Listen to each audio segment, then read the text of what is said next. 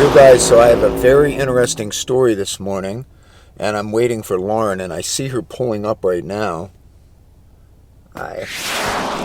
So a lot of people wonder what is at the Billiwhack Ranch, and if you tuned in before, and I will leave a link right here to the last video we did about the Billiwhack Ranch. There are reports that near an old dairy in Santa Paula, California, there's a half-man, half-beast who not only haunts the area, but violently attacks passing vehicles.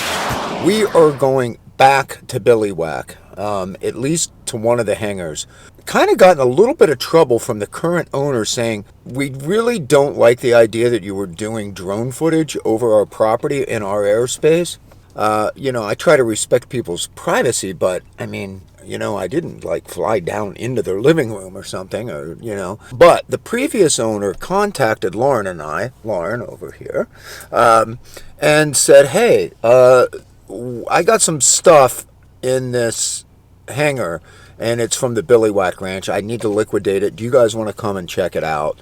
And we said, yeah, we want to do that for sure. So we're going to go up there and check it out and find out what the deal is. I've always been fascinated with the Billiwhack, and because there's been so much, I guess, hesitancy and everything about us going even near it, and kind of honestly makes me a little bit more curious, what don't people want us to know? When Michael is his name and his grandfather owned the Billiwhack, then he inherited it. We're meeting with him today. So when he contacted me, I was pretty intrigued, and he has his own theories about the Billiwhack that he's going to share with us, and he said he's had some pretty interesting experiences there, so I'm excited. Yeah, I'm excited too. So we're definitely pretty excited to check this out. So let's get going. Yay!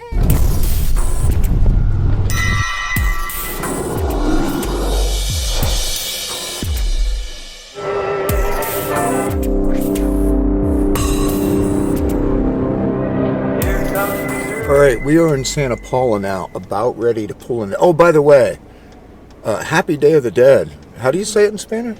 Dia de los Muertos. Wow, I wish I could say that.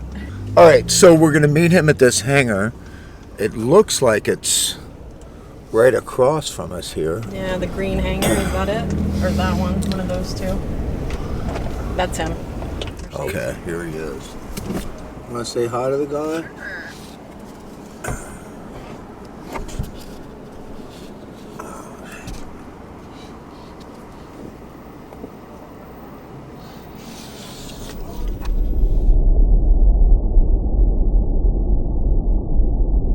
Most of McQueen shit they own.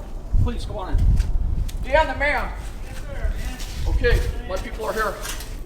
The way I know about you guys is that occasionally I'll just see what the hell's going on. So I'll Google Billiwhack, right? And I see this new, there was a video done. So this was a few months ago. I get emotional about this, okay? So I put it on for a few minutes, and it's you, and I didn't know that you were the drummer of Poison, but I thought it was done very professionally. Thank you. You did your due diligence. You were talking very intelligently about Billiwhack, and I liked how it was laid out. I have friends that are like ghost hunters and everything, and they're great guys, but this is very professional, and I thought you did a great job, but I only went through about 6 minutes of it, okay? And I was interrupted, and I go, I'll get back to this, right? It wasn't until recently that I saw the whole thing, and I go, this guy did a good job, okay? But there's so much I'm gonna add to it, and if you want the information, if you wanna run with it, you're not only gonna have one video, you're gonna have 3 done out of it, because that place is a trip. My family didn't want me to talk about it because it's so off the wallish. Okay, it really freaking is. And how things connect, because my grandfather knew Howard Hughes, Houston Fearless, which we were defense contractors, what took place up there. And maybe it's coincidental, but it's not coincidental. It cannot be. But my family, they didn't want the ghost people up there to begin with. We had like 2 groups up there, and it's like, oh no, we don't want the publicity and this and that. To be honest with you, they're spoiled. They were up there, their own private Idaho. So I saw the full video for the first time, and I thought it was done very well. Then I started Googling who Rikki Rockett is. Who the hell is Rikki Rockett? You know, I like the name Rikki Rockett, okay? So I started like looking into you, and then I find out he's like the drummer of Poison, and then you. And it's not like I'm a freak, But I do this shit because I got too much time on my hands these days, okay? Been here 40 years. 40 years. They 40 bought it years, from right. McQueen. Yeah. And when they bought it, everything was intact, and he didn't change it. So what I'm going to do is give you a quick runaround, and then he's going to give you the history. Anything you want to know. Come around and show him so that way he gets an idea. What's So going when on. I see a lot of boobs on this wall. Boobs. this was Mr. Brucker, Mrs. Brucker. Oh, William S. Hart. Who's that? William S. Hart. I recognize that. Right on. Yeah. So you're from Texas? I just got back from Texas. Okay, yeah. Don't mess with Texas. Don't mess with.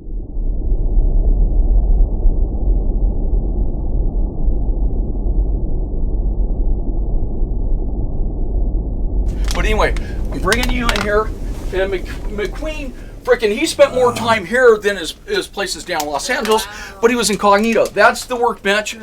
Danny stays here occasionally, okay? But all the furniture and everything, besides the clothing, is McQueen's. The old piano, the old, I came in here one time, and he had Ellie McGraw right here. She was like half naked. I'm going, I'm sorry. And he's like, don't come in here, kid. It's like, okay. And I'm trying to like not freaking look. This is all intact as though McQueen never left like the furniture and shit. And you can tell it's just rustic as shit. And you're going to have to edit what I say. I'm just telling you what I remember when I was a kid. And I remember coming in here, and it basically looked like this, but it wasn't so freaking cluttered. But that's Timmy Tim. He can contest for like all the bullshit, the insane shit, which I don't want to mention right now. He's my man. We sold the ranch December 20th, so he had to move out. And the way everything went down, if it was done professionally like grown-ups do, it'd be a different story, but it was insane. There's only so many people I'll talk about because it's so freaking insane. When we bought that property, there were tens of thousands of reconnaissance film containers, okay? That was subleased out to Houston Fearless. They were defense contractors. They helped invent and build the infrared system for the U-2 spy plane there, okay? But what's ironic, my grandfather's best friend split from Hughes. He started a little company called Santa Barbara Research Center.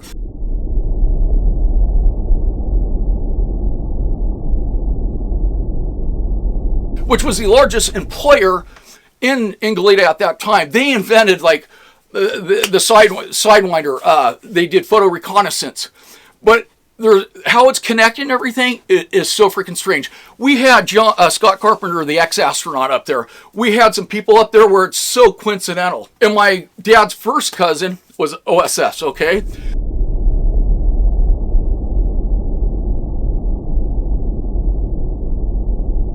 So I'm going to tell you how it comes together. The way Billiwhack is laid out and everything, it was overbuilt. It doesn't make sense for a dairy.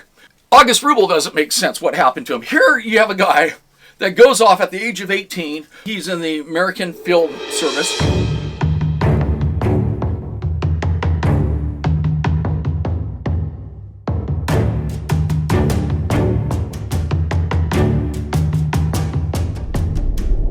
A guy to leave his wife with kids, with a huge estate, and for a man that has seen the dregs of humanity, to go back and expose yourself to that, no, and to be so well educated. You know what that guy's degree was at Harvard? Chemical engineering.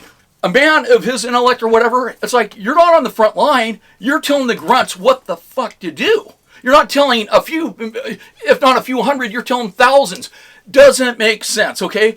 And then we have these different documentations that we have. Okay, he was wounded, but he was taken to a field hospital outside of Paris, okay? Or, you know, he was killed, he hit the landmine, he was buried there. Just recently, did he say he was a POW for one freaking day, and then the Germans buried him, and that just changed, by the way, a few months ago, and then the Germans took him back. He died of wounds, but they buried him the next day. Technically, you're not a POW unless you're gone for so many days.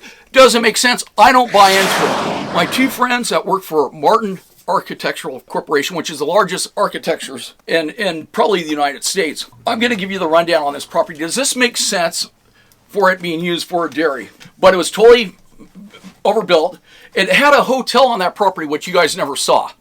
42-room hotel, okay? And I have everything laid out. By the way, I got the blueprints. Why would you fucking build a hotel? But the basements were so bizarre. But here we got Scott Carpenter, an astronaut up there. It's so coincidental, okay? The way the building is laid out, it's fucking fortified, okay? And my friends that were architects, they got back to me. The one brother did like a few days later. He goes, Mike, this place doesn't make sense at all. Because they did some due diligence, had Derry's laid out at that time. You guys, I'll show you pictures of the hotel. It had a 42-room hotel. We knocked it down 2 years after we bought it because it was an attractive nuisance. Okay, but there's freaking basements that go every which way, okay? And what I saw up there, and believe me, I read about this shit. We have 50 articles about all the ghost shit and everything, but I didn't believe in ghosts or anything until they came up. The last day I'm up there, it's 8:30 at night, and I literally go downstairs in the basement, which was freaky 11,000 square feet. You do in the name of the Father, the Son, and the Holy Spirit, right? But I have tears in my eyes, and this is what I said. I go, you know what? Because I believe in spirits, I go, thank you for being who you were and you giving my space and being respectful. And I'm so sorry that you saw me at my lowest moments and me say things that were just horrible, but in reaction to this. Because when the ghost people went up there, they said they love you and they protected me, okay? In my family, if they didn't hear this shit, they're going, you guys are freaking whacked out, okay? But I literally had tears in my eyes and I spent 5 minutes down there, okay? And I shut off all the freaking lights for the last time, and I'm going up the stairs, and I shut this roll down door, and then I come out, and it rained before, but it was a beautiful moonset. It just like lit up the sky. So I'm looking at the moon, and it's so beautiful. I go to where the studio trailer is. A hand is going like this. It's just a silhouette of a hand, okay, from about 20 feet away, just as crystal clear, like waving like goodbye. And I'm just going, oh my God. And then I go, holy shit, I haven't done shit in a long time, right? Then it went from, after 30 seconds, it went from a silhouette of a hand going like this to a dot, going back and forth like this, like in a rainbow configuration. And I go, oh my God. At that time, there's 3 guys upstairs. My one brother that was never around when the ghost people were up there, but he used to work for me. We call him Shaka, as in Shaka Khan. I go, Scott, get down here. They're on the 2nd floor of my building, right? It's like 8:30 at night. They came down because they thought something happened to me with 2 other guys that I never even met. And I go, you're not going to believe what I just saw. And I'm telling them, I go, come here. I swear to God. Those guys, I go, I just saw one of the spirits. Same thing like this, from 20 feet away. And they're going, oh shit. They're looking around like I'm doing something that's studio related. Okay, and then it did the same thing, but for about 45 seconds, I got on film. I couldn't do the video, I was so excited, but I had the pictures of the dot. When we left, they're like following me behind my car, but I felt very at ease. It was a very emotional time. They were saying fucking goodbye. And then things happened, a few other things to me. I've lost over 39 cousins and friends within 2.5 years, and I'm not proud of that. So I've just been at a low. I do believe there's a God now, okay? And these people that go, there's not spirits or ghosts or whatever, they're the same people that go to church. Well, if you believe in that, why is it so hard to conceive that this doesn't exist? I believe in this shit, okay? And I never did before. And thank God I witnessed what I did because I believe that there is a God, okay? But I'm telling you right now, it's real. This shit is real. But like when I talk about like Howard Hughes and Houston Fearless,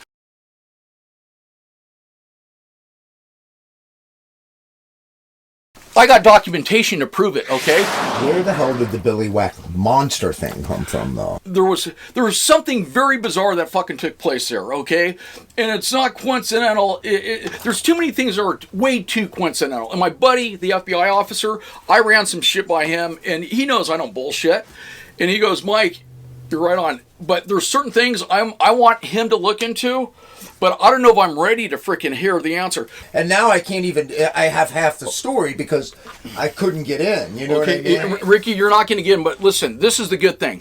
You're not going to get your footage, but it doesn't matter because guess what? I got like tens of thousands of pictures. I got the blueprints on the place, okay? Anything you want, I'm going to give it to you. I knew that property like the back of my hand. Now that this day is somewhat behind us, I wanted to say we weren't really sure what to expect. I think we met 2 really nice people. As far as the Billiwhack Ranch, did we learn a whole lot more? I learned a few things. What was your biggest takeaway, do you think? Well, we did hear about firsthand experience with he actually saw an apparition there. We did get confirmation from a family member that Howard Hughes was at the location, confirmed some of the rumors that we've been hearing but can never prove. It sounds to me like some of these areas, I mean, like we just drove up, you couldn't see, I couldn't even videotape it, but there was Bentleys and old, pristine 65 Mustangs and all kinds of stuff. Or what year was it, do you think? Looked like a 65. Yeah. So it seems to me that some of this land out here was a little bit of a playground for the very rich and powerful, essentially, to just buy up a bunch of stuff and just have fun with a bunch of their toys, play with their toys, and and some of it was, I think some of these people were into some weird stuff. I do think that clearly that there was some weird experimentation probably going on at the Billiwhack Ranch. I mean, that guy had some friends in some high places, and Rubel was an extremely educated man, so he was somebody that had influence in not just this community, but internationally on different levels, it seems like to me. That's our story for right now. I think we should go back. What do you think? Absolutely. I think we need to think up a bunch more questions and figure out what we want to do, what we want to ask. So that's it for now. Take care. Take care of each other and keep rock alive. God bless. Amen. Have a wonderful weekend, folks. Amen. We're coming back.